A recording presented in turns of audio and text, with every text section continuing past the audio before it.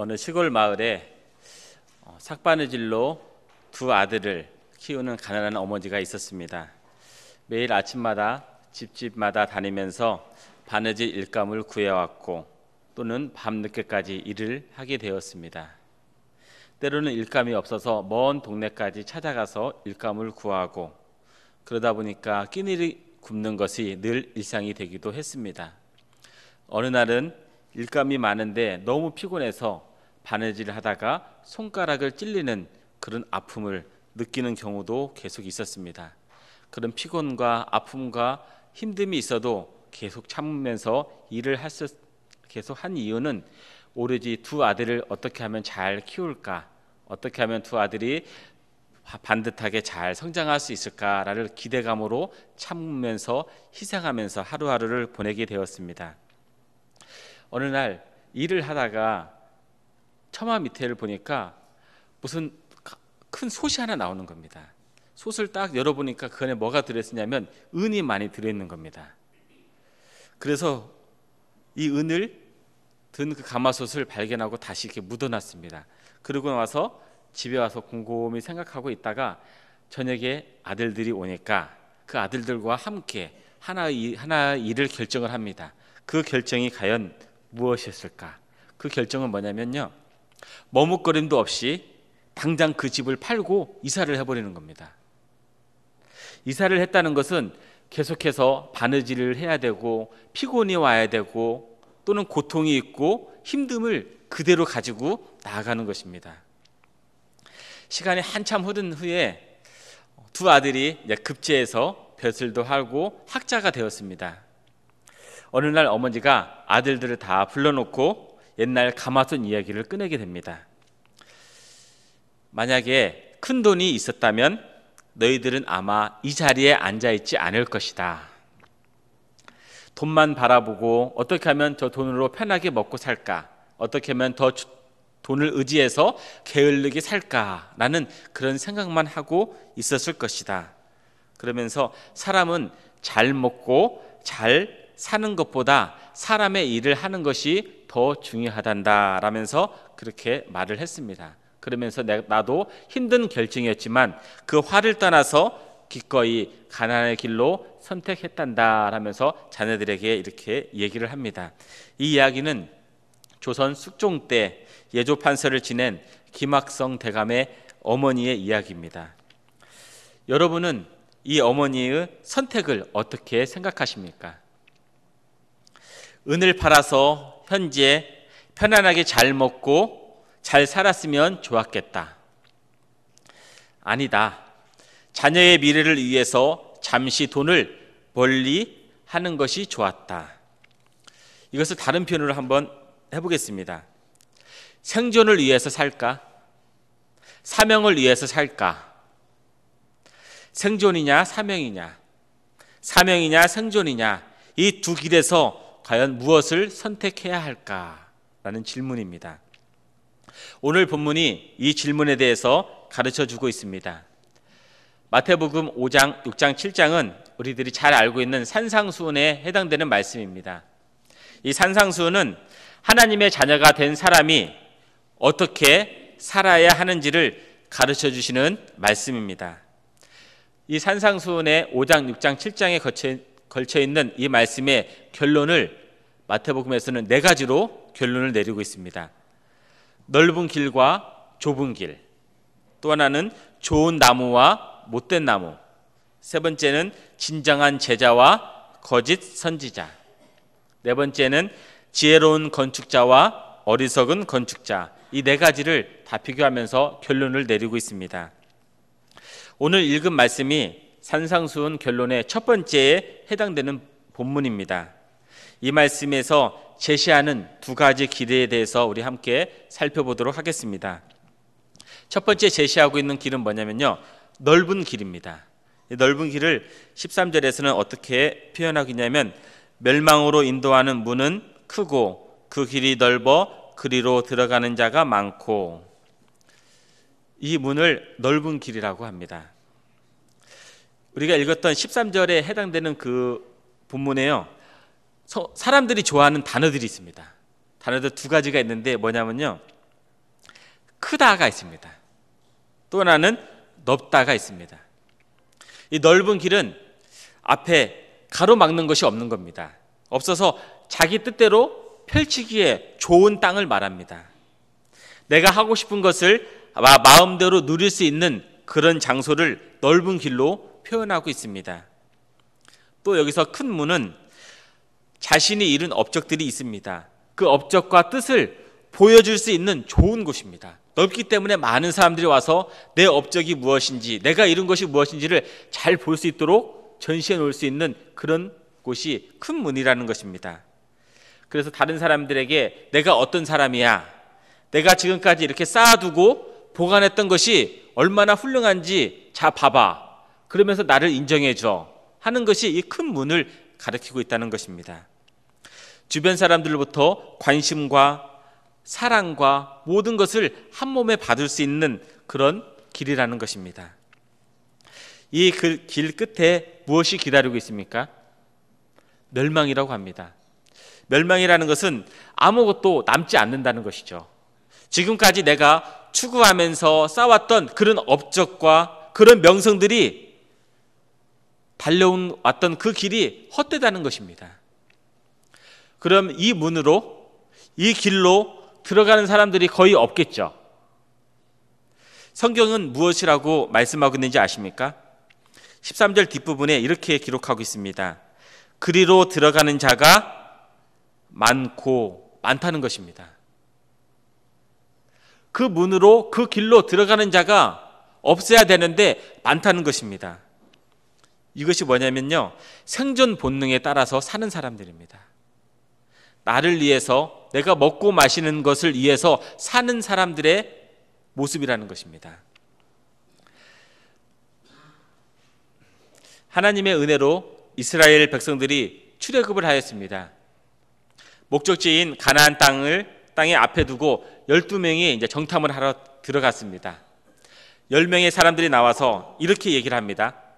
가나안 땅에는 막강한 족속들이 살고 있어서 그 땅에 들어갈 수가 없습니다 라고 얘기합니다. 2명은 어떻게 얘기를 하고 있냐면, 하나님 말씀처럼 정말로 젖과 꿀이 흐르는 땅에 우리는 들어갈 수 있습니다 라고 얘기를 합니다. 그때 이 10명과 2사람의 말을 들었던 수많은 사람들이 누구의 말을 따랐습니까?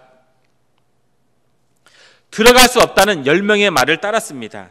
즉 생존 본능을 따랐다는 것입니다. 그래서 그들이 광야에서 행복하고 번성하면서 잘 살았습니까? 아닙니다. 38년 동안 아무것도 없이 살다가 죽었습니다. 이들이 어떤 사람들인지 잘 아시죠? 이들은 어떤 사람들이냐면요, 강력한 애국 군대가 건너지 못했던 홍해를 아무 도움 없이 하나님의 힘을 의지해서 건넜던 사람들입니다. 또 굶주림이 있는 그 광야에서 만나와 메추라기를 일용할 양식으로 먹었던 사람들입니다.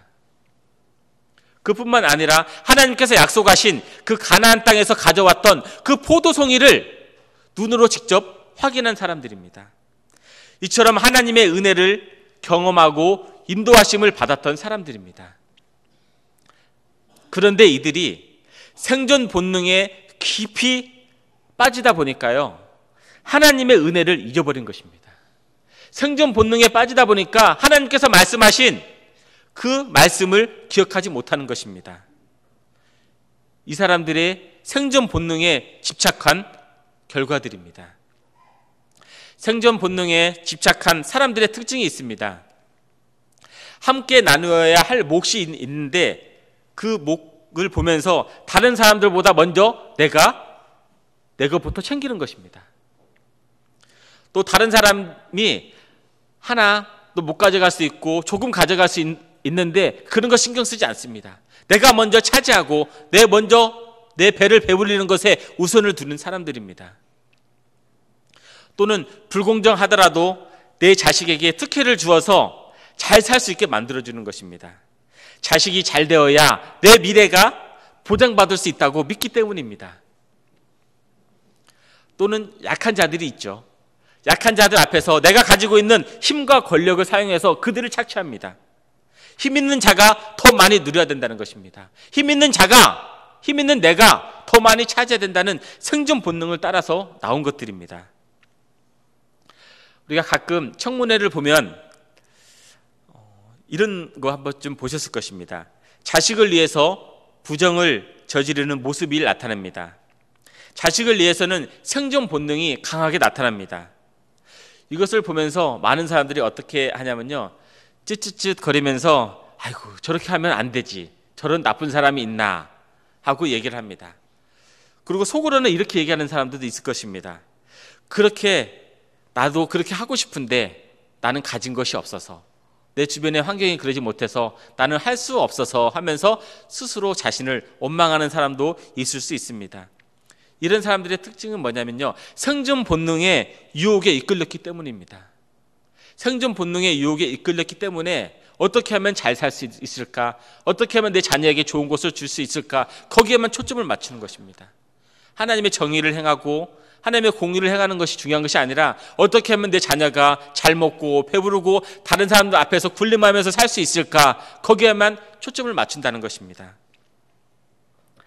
세상 사람들은 생존 본능을 따르는 길이 잘 사는 길인 줄 알고 갑니다. 다른 사람보다 더 잘 먹고 잘 사는 것이 최고인 줄 아는 것입니다. 생존 본능을 위해서 사는 것이 최고의 인생의 행복이라고 생각합니다. 그러나 예수님은 분명히 말씀하셨습니다. 그 길은 멸망의 길이라는 것입니다. 그 길은 가서는 안 된다는 것이라는 것을 예수님은 분명히 가르쳐주고 있습니다. 두 번째 예수님께서 가르쳐주신 길은 뭐냐면요, 좁은 길입니다. 13절 말씀에 좁은 문으로 들어가라. 14절 말씀 우리 같이 한번 읽도록 하겠습니다. 생명으로 인도하는 문은 좁고 길이 협착하여 찾는 자가 적음이라. 14절 말씀에 문과 길이 있습니다. 이 좁은 문이라는 것은 예수 그리스도를 영접하는 것입니다. 이 좁은 길은 문으로 들어간 성도의 삶을 말합니다. 그래서 좁은 문을 선택하여서 들어가는 것은 이례적인 사건입니다. 예수님을 구주로 고백하면서 들어가는 거고요. 그 후에 우리가 신앙생활하면서 걷는 그 길, 걸으면서 결단하고 그 길을 계속해서 나아가는 것, 그것이 좁은 길을 걸어가는 것입니다. 생명으로 인도하는 문은 어떻습니까? 말씀에 문이 너무 좁고 길이 협착해서 찾는 사람이 적다라고 하고 있습니다. 여기서 찾는다는 것은 추구하지 않다는 것이 아닙니다. 무슨 뜻이냐면 발견하지 못한다는 것입니다. 사람들이 길이 좁고 협착해서 안 가려고 하는 것이 아닙니다. 생명의 문이 너무 좁고 길이 협착해서 사람들이 아예 발견하지 못해서 가지 않는다는 것입니다. 사람들은 이렇게 생각합니다. 설마 그게 생명의 문이겠어? 설마 저게 생명의 길이겠어? 생각하면서 그냥 지나간다는 것입니다. 아예 보이지 않기에 그 길을 찾을 수 없다는 것입니다. 산상 설교를 가르쳐 주시고 결론으로 이 말씀을 주시는 이유가 있습니다. 지금처럼 사는 것이 안타까워서 예수님께서 이 말씀을 가르쳐 주셨습니다. 예수님께서 가르쳐 주신 말씀이 생명의 길이고 생명의 문이라는 것입니다. 사람들은 그것이 생명의 문, 생명의 길이라고 생각하지 못하고 있습니다. 왜 생명의 길이라고 생각하지 못하고 있을까요? 생존 본능에 깊이 빠져 있기 때문입니다. 생존 본능으로 볼 때 전혀 예수님이 말씀하신 길이 생명의 길로 보이지 않는 것입니다. 멸망의 길로 보인다는 것이죠. 사람들이 볼 때 예수님이 가르쳐 주신 생명의 길이 보이지 않습니다. 예를 들어 이거 한 구절을 찾아와 보겠습니다. 우리가 읽었던 13장 13절 바로 위에 보면 12절 말씀이 있습니다. 말씀에 그러므로 무엇이든지 남에게 대접을 받고자 하는 대로 너희도 남을 대접하라. 이것이 율법이요 선지자니라. 사람들은 먼저 대접을 받은 후에 남에게 대접하는 것이 일반입니다. 그런데 예수님은 반대로 뭐라고 말씀하시냐면 대접을 받기 전에 먼저 남을 대접하라고 하셨습니다. 이것을 생존 본능의 관점으로 보면 대접을 했는데 상대가 대접을 안 할 수도 있습니다. 또는 제가 대접하는 사람이 5만 원어치 대접을 했는데요, 10,000원어치 대접으로 돌아올 수 있습니다. 그러면 어떻게 되냐면 손해가 나는 거죠. 내가 피해를 입는 거죠. 이런 것을 경험했거나 주변에서 얘기를 들었다고 하면 이 말씀이 믿어지지 않는 것입니다. 그래서 사람들이 생명의 길을 가지 못하고 다 지나쳐 버린다는 것입니다. 우리가 잘 알고 있는 성경 인물 가운데 요나가 있습니다. 하나님께서 니느웨에 가서 회개를 선포하라고 명령을 내렸습니다. 그런데 이 니느웨는 이스라엘 나라의 원수입니다. 요나가 니느웨에 가서 회개를 선포하다가 잘못하면 죽을 수도 있습니다. 니느웨에 가서 회개를 선포했는데 니느웨가 회개하고 돌아왔습니다. 그러면 그 나라가 그대로 강력한 군사력을 가지고 있겠죠. 그러면 나중에 그 강한 군사력을 가지고 와서 요나의 가족이나 가족들을 죽일 수도 있습니다. 요나는 이러한 생존 본능과 사명의 갈림길에 지금 서 있는 것입니다. 사명을 지키려면 니느웨로 가야 하고요, 생존 본능을 위해서는 다른 길로 가야 합니다. 요나는 어떤 길을 선택했습니까? 생존 본능을 따라서 다시스로 갔습니다. 생존 본능을 선택해서 잘 먹고 잘 살았습니까? 아닙니다. 사명을 떠나 생존 본능을 따른다고 잘 살 수 있는 것이 아닙니다. 하나님의 자녀답게 사명을 따라 살아야 잘 살 수 있다는 것입니다. 또 사울왕은 어떻습니까? 하나님의 말씀보다 자신의 기념비와 명예를 지키는 데 앞장섰습니다. 후계자의 다윗보다 자신의 아들인 요나단을 세우려고 했습니다. 생존 본능이죠. 그래서 자신의 명예를 지키고 요나단이 왕이 되었습니까? 요나단은 사울과 함께 죽고 사울의 가문은 망해버렸습니다. 하나님의 뜻을 거역하면서 자녀에게 잘해준다고 자녀가 잘 되는 게 아닙니다. 오히려 자녀와 가문이 어려움을 당하게 됩니다. 사명을 위해서 자녀를 위한 욕심을 포기한다고 자녀가 망하는 게 아닙니다. 자녀와 가문이 함께 복을 받고 좋은 영향력을 끼치게 된다는 것입니다. 그럼 우리가 함께 예배드리고 있는 이 신앙 공동체인 교회는 어떻습니까? 교회는 예수님께서 세상의 빛과 소금으로 세워주셨습니다. 교회는 자기를 희생하며 사랑을 베푸는 사명을 가지고 있습니다. 그런데 많은 교회들이 교회 건물을 키우는 생존 본능을 따르고 있습니다.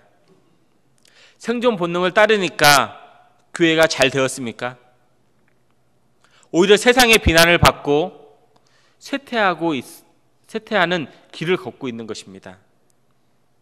생존 본능을 따르면 그것이 바로 맛 잃은 소금이 되고 마는 것입니다. 생존 본능에 따라가고 있는 그러한 길에서 서 있고 그러한 길이 아니다고 하나님의 길을 가야 된다고 하는 그 사람들에게 마태복음 6장 33절은 우리들에게 말씀하고 있습니다. 그런즉 너희는 먼저 그의 나라와 그의 의를 구하라. 그래야면 이 모든 것을 너희에게 더하시리라. 교회와 성도는 먼저 하나님께서 주신 사명을 구해야 한다는 것입니다. 세상이 생존 본능이 최고라고 외치는 그 유혹에 빠져서는 안 된다는 것입니다. 생존 본능을 극복하고 하나님의 자녀답게 사명을 따라 살아가십시오. 하나님의 능력을 힘입어서 사명 앞으로 한 걸음 더 전진하십시오. 그러면 필요한 것들이 채워지는 하나님의 놀라운 은혜를 경험하실 것입니다. 이 길에서 머뭇거리지 말고 당당하게 힘있게 좁은 길을 걸어가시는 사명자가 되시기를 바랍니다. 올해가 벌써 11월 끝을 달리고 있습니다. 연초에 맡겨진 그 사명을 잘 감당하고 달려왔는가를 생각하면서 떠오르는 하나의 단어가 있었습니다. 그 단어는 이순신 장군이 난중일기에서 쓴 필사즉생, 필생즉사라는 말이 있습니다. 죽어야 한다는 것입니다. 무엇을 위해서 죽어야 되냐면 병사로서 나라를 지키는 사명을 위해서 죽으라는 것입니다. 그러면 산다는 것입니다. 실제로 병사들이 목숨을 걸고 싸우는 군대가 승리할 수 있고 살 수 있습니다. 혹시 죽는다고 해도 그 병사의 이름이 살아남을 수 있습니다. 아직도 생존 본능과 사명의 두 길에서 갈팡질팡하고 계시지는 않습니까? 생존 본능을 따른다고 사는 것이 아니라는 것을 우리는 분명히 알아야 합니다. 사람들이 손가락질하고 세상이 틀렸다고 해도 지레 겁먹고 후회하거나 그 길에서 주저앉거나 돌아서지 마십시오. 우리가 걷는 좁은 길을 외로이 혼자 걷는 것이 아닙니다. 예수님께서 먼저 앞서가신 생명의 길이고 믿음의 선진들이 걸어갔던 길입니다. 이제는 우리들이 힘차게 걸어가야 할 길입니다. 올해 미흡하고 부족한 부분에 다시 사명의 기운을 불어넣으십시오. 그리고 내년에 주실 사명을 기대하십시오. 하나님께서 사명을 통해 우리를 살리시고 우리를 회복시키시고 우리에게 능력을 주기 위함이라는 그 분명한 사실을 기억하십시오. 하나님의 자녀답게 살 수 있도록 하나님은 우리에게 사명을 주시고 사명의 길을 갈 수 있도록 격려해 주신다는 것입니다. 빛과 소금으로 살아갈 수 있도록 우리를 도와주십니다.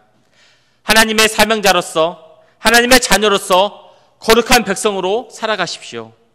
하나님께서 도와주시고 인도해 주십니다. 하나님의 그 도우심에 기대어 맡겨진 사명을 잘 감당하여 미래를 활짝 열어가는 귀한 믿음의 성도님들이 되시기를 주님의 이름으로 축원합니다. 아멘.